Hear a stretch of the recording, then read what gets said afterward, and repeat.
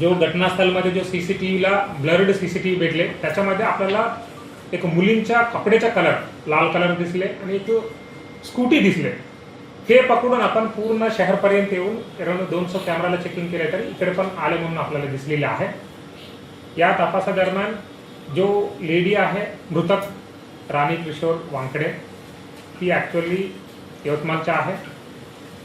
तिला डिवोर्स झाले, एक मुला पण आहे आणि ती काही महिन्यापासून पुणेला तिकडे काम करायचा होता।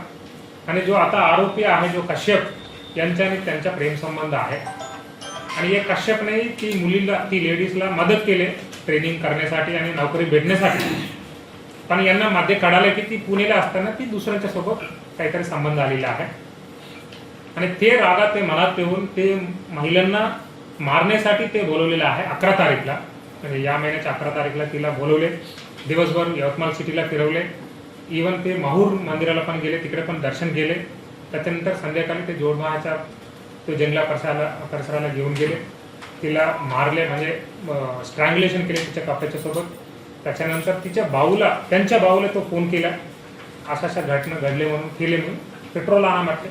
त्यांच्या भाऊने पेट्रोल आणले, त्यांच्यावर टाकले आणि जलाले आणि त्याच्यानंतर म्हणजे त्याच्यापूर्वी पण तो फक्त स्टोन घेऊन म्हणजे दगडच्या सोबत त्याच्या केसला पण मारले।